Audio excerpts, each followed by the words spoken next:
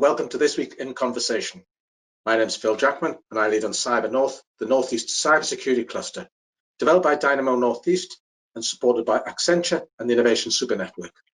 We're recognised by the DCMS, Department for Culture, Media and Sport, and the National Cybersecurity Centre as represented the region. So each week, I'm talking to people from the Northeast cybersecurity scene, and today I'm joined by Rob Fewster, Director of Accelerate Programme Global Security at Sage. Hi Rob, how are you? I'm good, thanks. Yeah, thanks for having me. Excellent.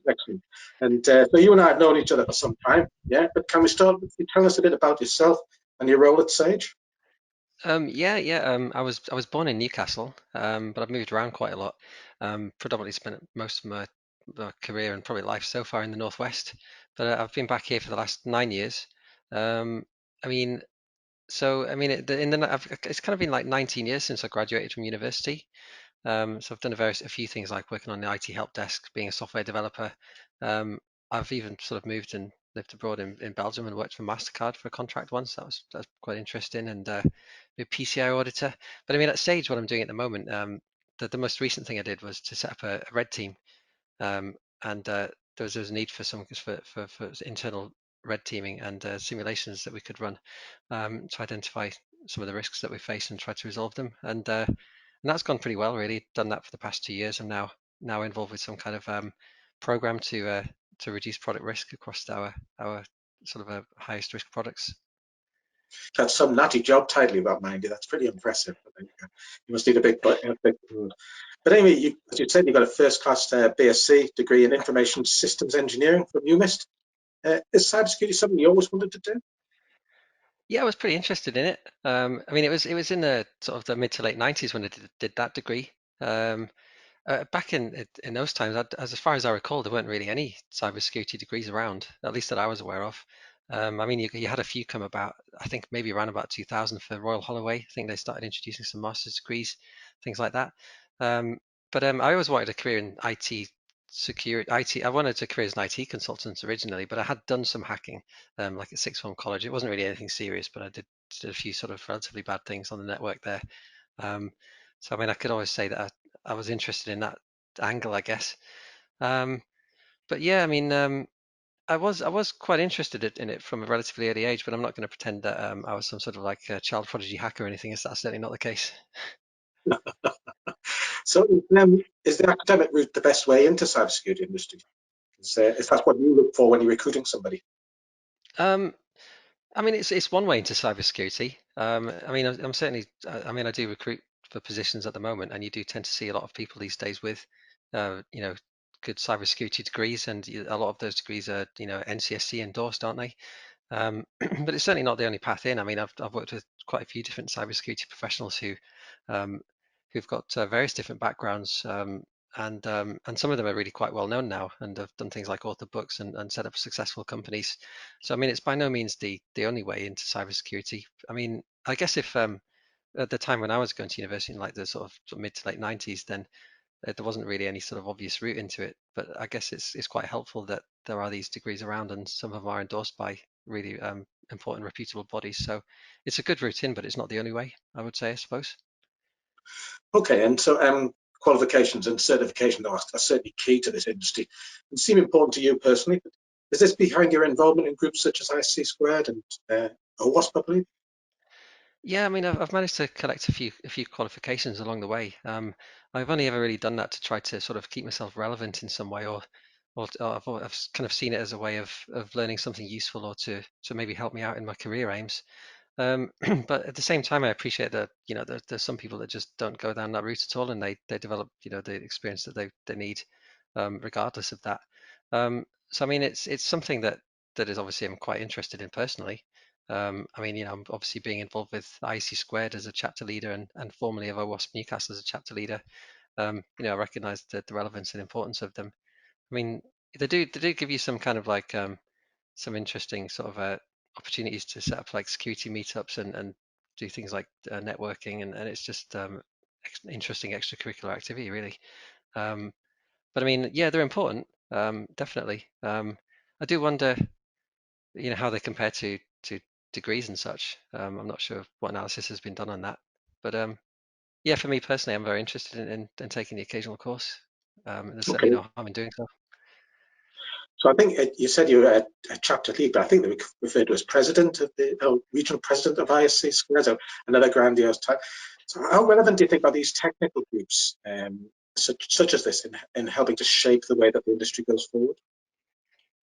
Yeah, I think they're quite relevant, and you're quite right. Yeah, I mean, the role is actually chapter president, which does sound a little bit grand, doesn't it? But I won't pretend. I basically just I'm involved with setting up security meetups, and it's not much more than that, really. Um, but yeah, I think they're quite relevant, really. They to present a great opportunity for people to network, in particular, which can be useful within the region to get people sort of connecting and sharing ideas and building up networks. You never know when people might want to connect with someone to be a mentor or be mentored or to help out with any particular issues in relating to cybersecurity. And there's also sort of the knowledge sharing as well. And I think it's just good for the region when there are such chapters about as well. Um, I mean, some of them are really quite relevant because I mean, with IC squared, I was thinking of a couple of examples where I was actually as the chapter leader invited to comment on the UK Cybersecurity Council's new code of ethics, and those are quite interesting opportunities. So I would definitely encourage anybody to get involved with leading a security chapter because you do get to work on some interesting things. Even just to raise your own profile, I guess. Yeah, I mean, it's a bit of a self-promotion in it, I suppose, isn't there? It's good for the CV, I suppose, if you're involved with setting up things, and you tend to learn a few things as well about event management. I mean, I didn't used to know anything about it. I probably still don't really, but I'm certainly trying. And it's some of the things that you initially find really really hard become quite easy in the end. It's just interesting to try different things rather than just the day job. I think event management is something we've all had to learn very quickly over the last few months. But look, the whole world has undergone some significant change of late. Yet, even before COVID, I think Sage embarked on a huge program to take its product online into the cloud. How did this change the emphasis in terms of cybersecurity? Yeah, I mean, Sage has been working on migrating products to the cloud and also creating new cloud native products for quite some time really. And I've been working at Sage for coming up to 7 years now. I've certainly seen a lot more investment in cybersecurity and many more people working in cybersecurity in a centralized function that didn't used to exist. So that can only be a good thing for a company like that. Um, and yeah, I mean, so there's a lot more going on than there used to be, even before COVID, as you say. Um, and I think it's probably representative of many industries, really, many similar companies in the sort of like financial sector and financial space. And so, how have your team come back to COVID? How have you and your team coped during the lockdown? Um, and indeed, does this actually replicate a more sort of real world cybersecurity uh, position, as it were?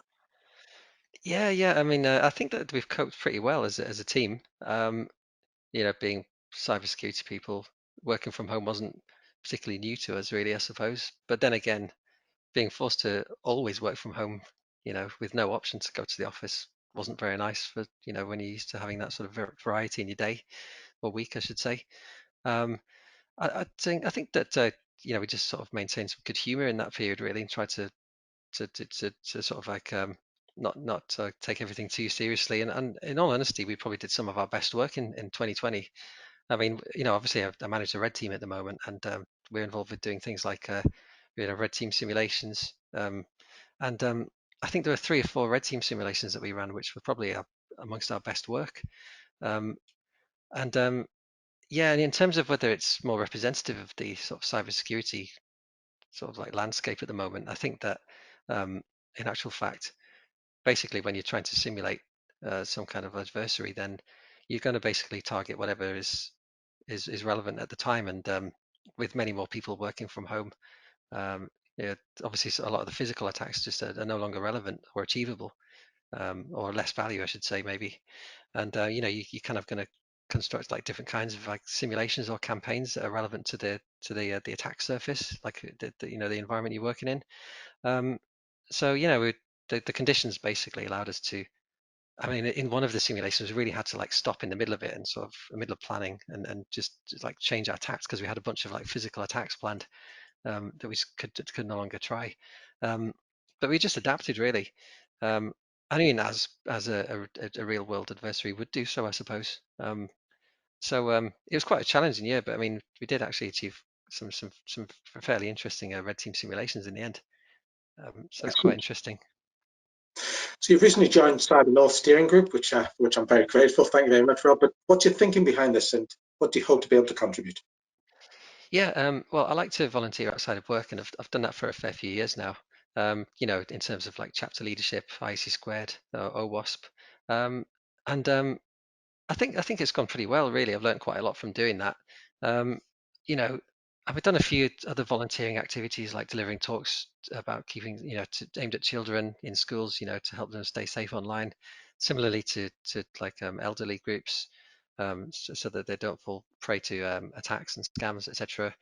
Um, I just wanted to try to do something a little bit different and be of some use to the region. I mean, obviously, I'm from the Northeast originally, and I would like to see cybersecurity as a profession advance in the area.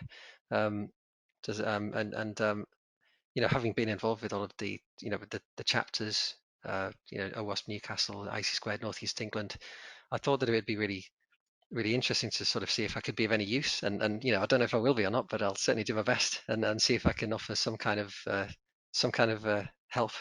But I mean, obviously, I feel like I've done a lot of the like security meetup stuff, and maybe there's other things that I could get involved with, and possibly even selfishly learn from as well. In the process. Well, it's really good. I think we're all learning from it. It's very much a learning opportunity. But my last question then, Rob, these next few months are going to be a challenge. What are your hopes in terms of the future? Yeah. I was thinking about it a little bit, and I was thinking of like a vaccine that works. That would be good.